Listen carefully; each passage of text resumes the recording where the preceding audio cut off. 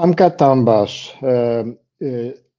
دوێنێ ینی شەوی ڕابردوونا دوێنێ شەو هێزەکانی هەیەت و تەحریری شام کە لە ژێرناوی حکوومەتی نوێی دیمەشقدا کار دەکەن، واتە سەر بە وەزارەتی ناوخۆی حکوومەتی ئێستای کاتی سووریاوان هێرشێکیان کردە سەر کامپی مجاهیدە فەڕەنسیەکان، مجاهیدە بیانیە فەڕەنسیەکان کە کامپێکە لە ئیدلیبە.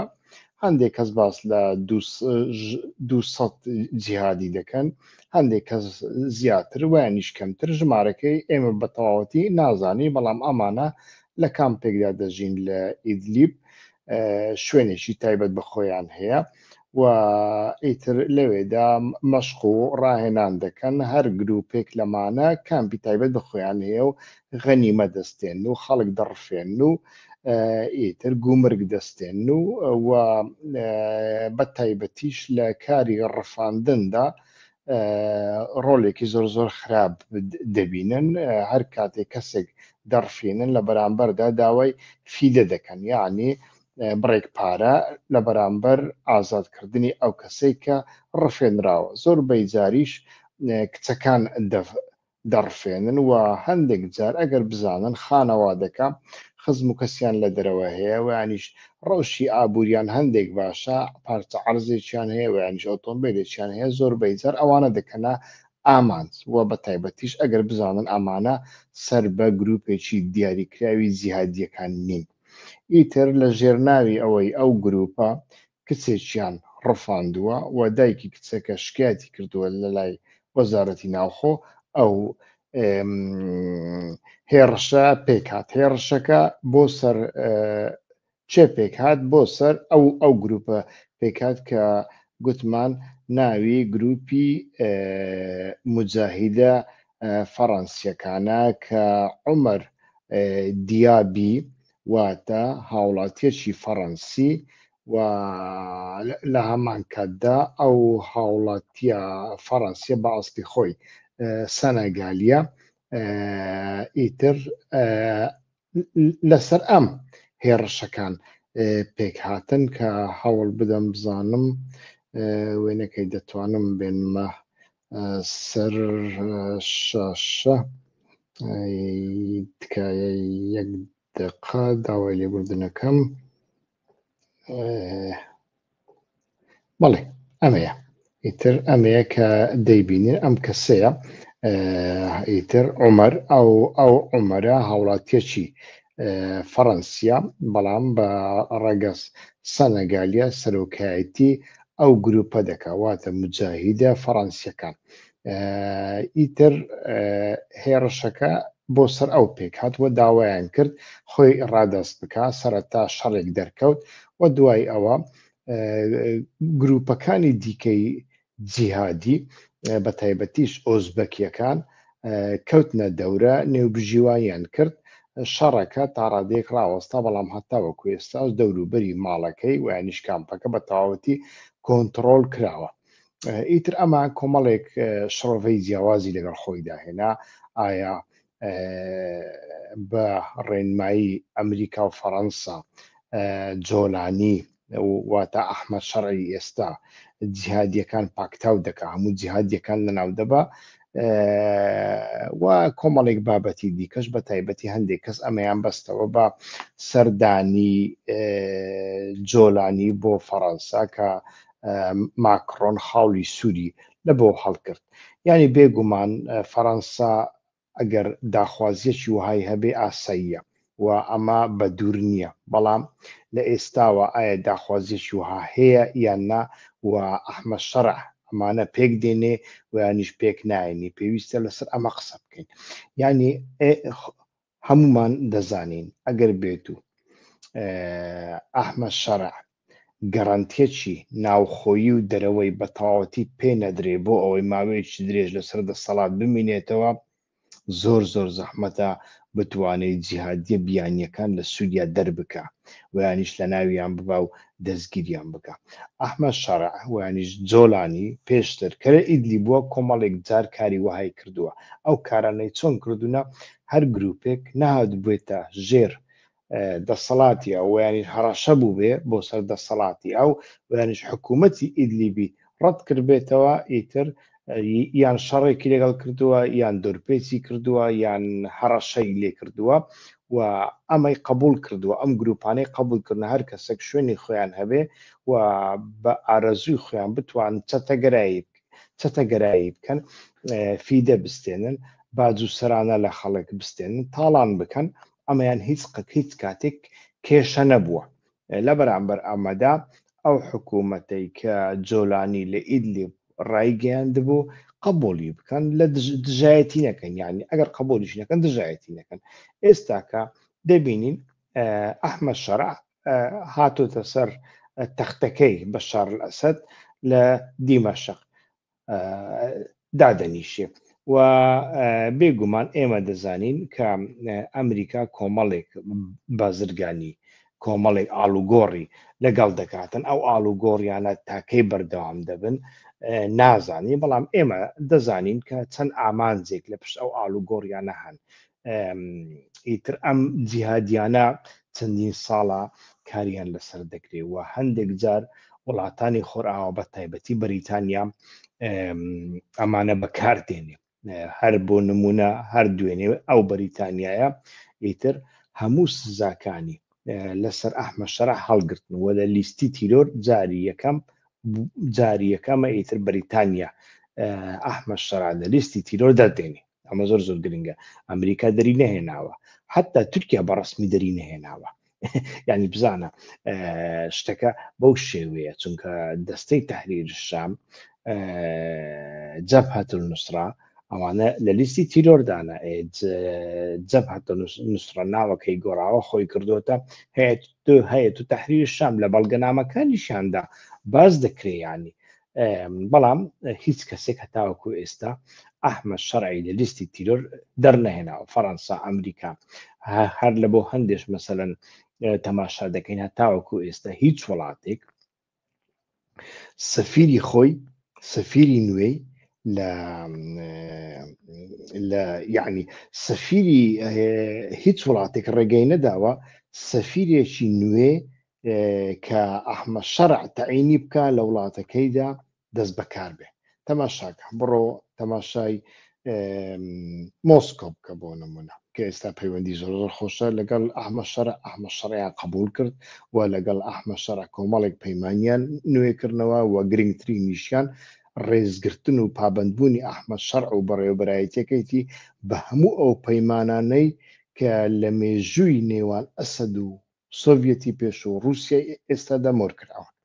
بەڵام تەماشا دەکەین سەفیری سووریا لە رووسیا هەتاوەکو ئێستا ئەو سەفیریە کە بەشار ئەسەد داینابوو و ئەمە کەسێکی زۆر نزیکی بەشار ئەسەد بوو هەتا ئێستا سەرکارە لە واشنگتن بە هەمان شێوە ئەو سەفیری ئێستا هەیە هەمان شتە ئیتر ئەمانە نیشانمان ئەدەن کە ئالوگۆڕی ئەمانە لەگەڵ ئەحمەد شەرع چۆنە و هەتاوەکو ئێستا کۆمەڵێک حیساب دەکەن یعنی ئەم جیهادیانە لە شوێنێکی دیکە پێویستن یان پێویست نین لە رووسیا پێویستن لە چینە پێویستن لە لیبیا پێویستن هەتاوەکو ئێستا هیچ کەسێک نازانێ یعنی ئیستیخباراتەکان چۆن بیر دەکەنەوە بەڵام ئەحمەد شەرع زۆر جار پێویستی بەوەیە کە وەهمێک دروست بکە ئەو وەهمە لە ڕاستیدا ئەمریکا زیاتر پێویستێتی تورکیا پێویستێتی ئەویش ئەوەیە وەهمی ئەوەی کە ئەحمەد شەرع ئەڵقاعیدە نیە جیهادی نیە ئەحمەد شەرع گۆڕاوە و زۆربەی جار ئەو کۆمەڵ کوژیانەی کە پێشتر ئەنجام دراون ئەمانەی بۆ نمونە دژ بە عەلەویەکان دژ بە دروزەکان زۆربەی جاران خراوەتە پاڵی کۆمەڵێک چەتە کە لە یاسا دەرچوون بەڵام هەمومان دەزانین ئەم لە یاسا دەرچوانە لە پشتەوە پشت و پەنای ئەحمەد شەرع دەگرن بێگومان ئەمە ئەو عومەرە لە پێشوودا هەندێک ناکۆچی لەگەڵ بەڕێ ئەو ئەکیبە و ئەو تاقمە هەبووە کە ئێستاکە لەگەڵ ئەحمەد شەڕە کار دەکەن. ناکۆچیەکان زیاتر پەیوەندیان بە باج و سەرانە و ئەم جۆرە شتانە هەبووە. ئیتر ڕنگ بێ ئەمەی بۆ هەندێک کردبێتە قوربانیەک بە بەردێک ویستی بێتی دوو چۆڵەکە بکوژێ. ئەگەرنا من پێم وانە ئەحمەد شەڕە حتا تورکیا ئێستا کە بیان هەوێ ئەو جیهادیە بیانیانە لە ناو ببن. یەک ئەمانە ژمارەیان زۆرە، دوو ئەحمەد شەڕە هەتاوەکو ئێستا سوپایەکی یەکگرتووی نییە و هەر کاتێک سوپایەک ئەگەر دروستیش ببێ ئەوە بۆ نمونە هێزەکانی سووریای دیموکراتیک بچێتە ناو سوپای تورکیا، سوپای تورکیا سوپای سووریا قوت دەدا چونکە ژمارەی هێزەکانی سێ ئەوەندەی ئەو هێزانەیە کە ئێستا لە دەوروبەری هەیەت و تەحریرش شاندان بە چەتەکانیشەوە. هەرچەندە من لەوەدا باوەڕ ناکەم، یعنی شتێک بە ناوی یەک سوپا دروست ببێ نییە، لە ناودا دەبێ بۆ نمونە ناوی یەک سوپا بێ بەڵام لە ژێرەوە وەکو پێشمەرگە و سوپای عراق، ینی پێشمەرگە و سوپای عراق چ پەیوەندیان بەیەکەوە؟ چێ ئەتوانی بڵێ پێشمەرگە سوپای عراق و یانیش حەشدی شعبی؟ چێ ئەتوانی بڵێ سوپای عراق؟ سوپای ئەمانە سوپای دەوڵەتێکن، سوپای لایەنێکن، پێشمەرگە شەروایە. پێشمەرگە بەشە یەکێتەکەی تعلیماتی خۆی لە دەباشان وەردەگرێ، بەشەکەی دیکە تعلیماتی خۆی لە سەری ڕەش و سەری بڵند وەردەگرێ. ئەمە ئاشکرایە و ڕوونە و پێویست بە شاردنەوە ناکە. لە بۆ هەندێک ئیتر هەتاوەکو ئەحمەد شەڕە خۆی بەهێز نەکە، خۆی قایم نەکە، گەڕانتیەک بەدەست نەخا کە ئەو لە سەردەسەڵات دەمێنێتەوە، ئەمن هیچ لەو باوەڕەدا نیم کە بیهەوێ جیهادیەکان بە تەواوەتی کۆنتترۆل بکە. بەڵام لە نێوان جیهادیەکاندا بێگومان گفتوگویەکی زۆر گەورە هەیە.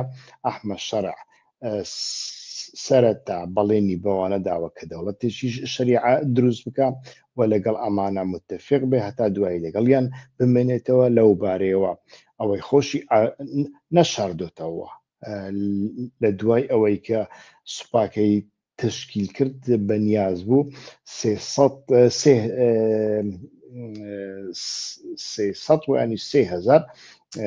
فەرماندا لە جیهادیە بیانیەکان بخاتە ناو سوپاکەی.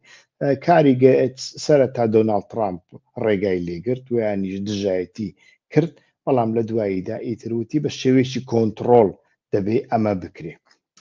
بە تەنیا بە شێوەیەکی کۆنتترۆل بکرێ، یعنی کۆمەڵی کەس لەمانە جێگا بگرن لە سوپای نوێدا، بەڵام ئەمانە ژمارەیەکی دیاری کراوە بن و ئێستا کەشتە باشا دەکەین وهایە. ئیتر ئەمە سیاسەتی دەرەوە چۆن تەماشای دەکا و سیاسەتی ناوخۆشمان باس کرد. لە ئێستادا ئەمن بە هیچ شێوەیەک باوەڕ ناکەم ئەمە ئەنجام بدرێ و ئەمە وەهمێکە کە ئەحمەد شەڕە پێشتر چەندین جار ئەنجامی داوە بۆ ئەوەی نیشانی دەرەوە بدا کە ئەو جیهادیەکان تێرۆریستەکان لا دەبا و ئەو ئیتر ئەڵقاعیدە نیە، ئەو ئیتر جیهادی نیە، ئەو کەسێکی سیاسیە، کەسێکی مەدەنیە و مەدەنیانە بیر دەکاتەوە، بەڵام ئەمە ئەسڵ ئەساسی نیە. یعنی تەماشا دەکەین ئەمە لە ڕاستیدا ئەسڵ و ئەساسێکی نابێ هەبێ، مانتەق ڕێگای پێنادا. لە بۆ هەندێ ئەمەی ئێستا کە دەگوزەری لە ساحەکەدا بەڕاستی من جگە لەوە هەمێک هیچی دیکە نابینم.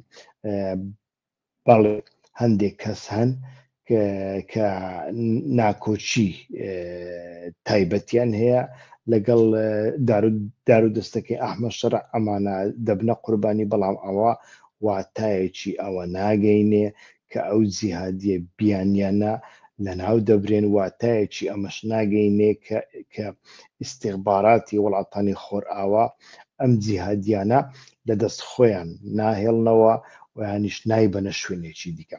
مەسەلەن بۆ نمونە تەماشا بکەن لە ساڵانی پێشوودا کاتێ ئەسەد هەبوو، ئەردۆغان چەند جار ئەو جیهادیانەی ناردنە لیبیا، حتا باس لەوە دەکرێت کە لە شەڕی ئەرمەنستان و ئەزەربایجان بەکار هاتوونە.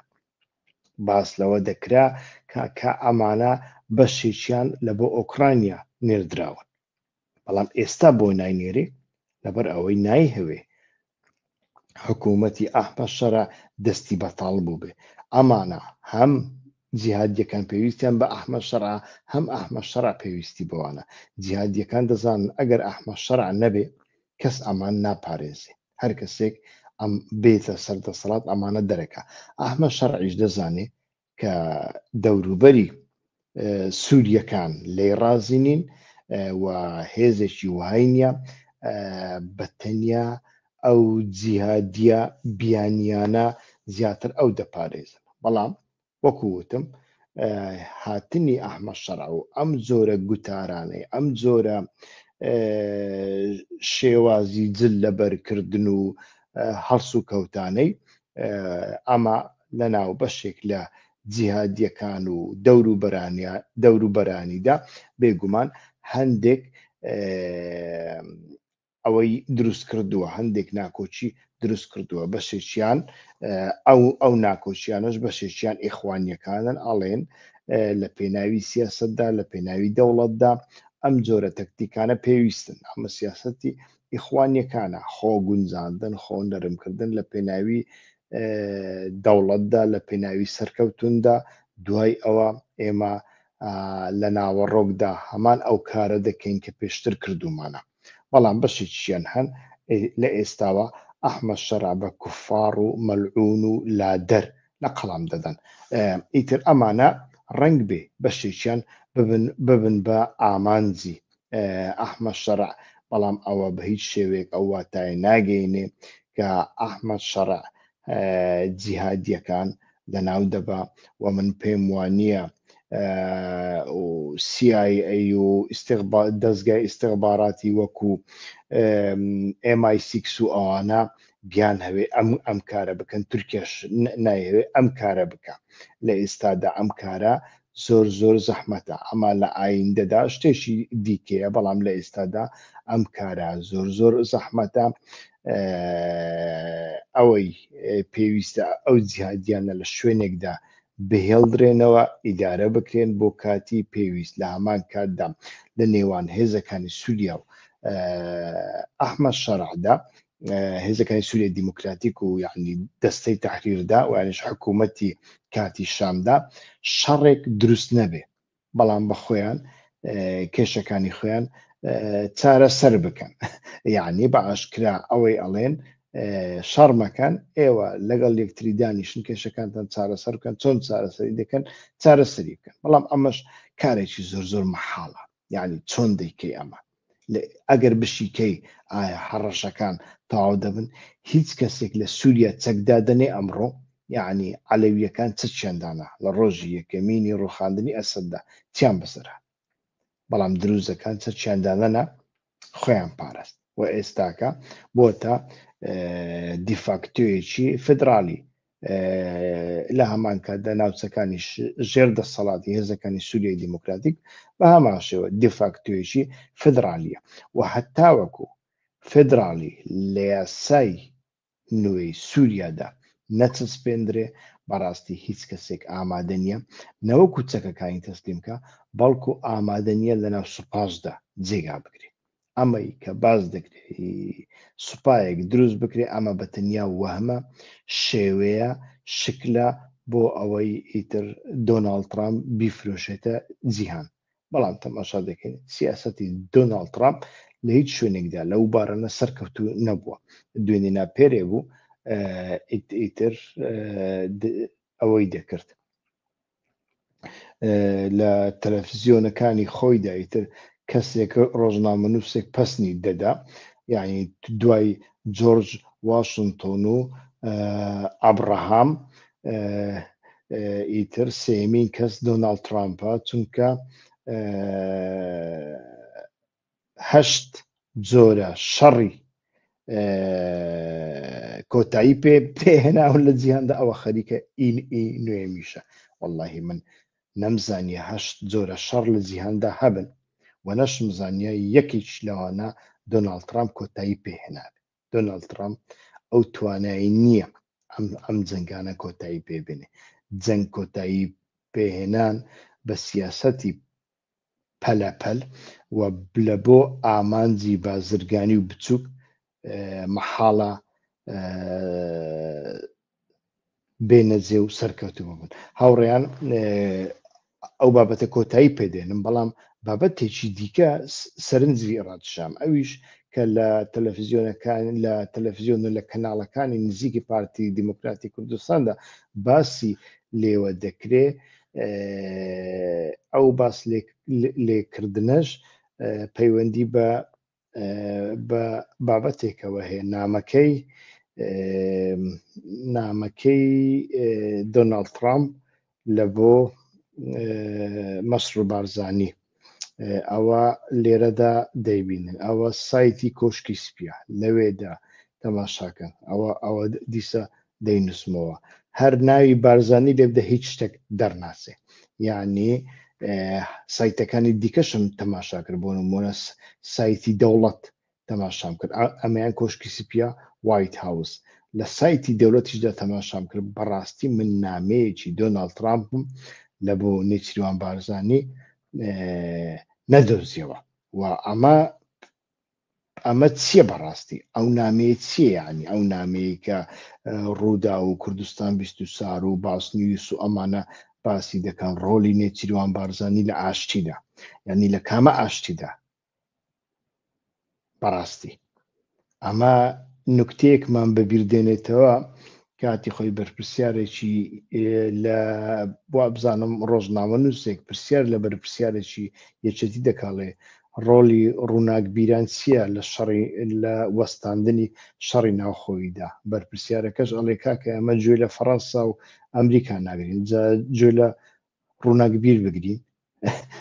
ئەوەی ئێستا کەشوایە، یعنی حەماس و پوتین و ئەحمەد شەرع و حوسیەکان و زێلێنسکی و ئەمانە گوێ لە دۆناڵد ترامپ ناگرن، گوێ لە پوتین ناگرن، گوێ لە ماکرۆن ناگرن، گوێ لە نێچیروان بارزانی بگرن لە پێناوی ئاشتیدا.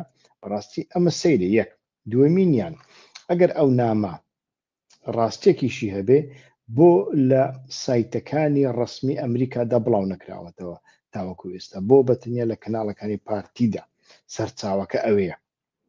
ئەمە نیشانمان ئەدا کە پێشتر سیاسی کوردەکان لە پێناوی دروستکردنی وەهمێکی وها هەندێک کاریان کردووە لە کۆبوونەوەیەکدا. پێشتر لە کۆبوونەوەی ئاسایشی مونیهدا ئیتر لۆبی پارتی دیموکراتی کوردستان ڕێگایەکی بە پارە کردەوە بۆ ئەوەی نێچیروان بارزانی 3 دقە و دۆناڵد ترامپ ببینێ.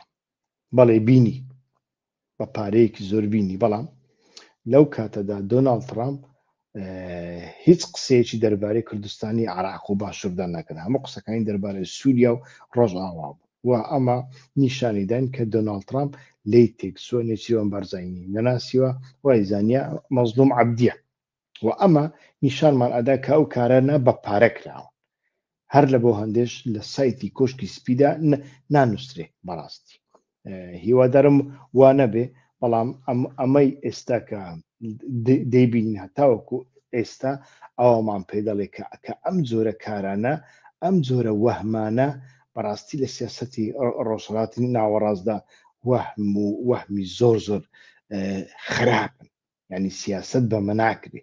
ئەتە وەهمێک دروست بکەی خۆت بکەیە پیاوی ئاشتی، بێگومان ناڵێم نێچیروان بارزانی ڕۆلی نییە، نێچیروان بارزانی لە ناوخۆی کوردستاندا لە هەر چوار پارچەی کوردستاندا لەو بارەیەوە ڕۆڵێکی باشی هەیە، کەسێکی نەرمە، کەسێکی دیپلۆماتە، قبول کراویشە لە بۆ هەندێک.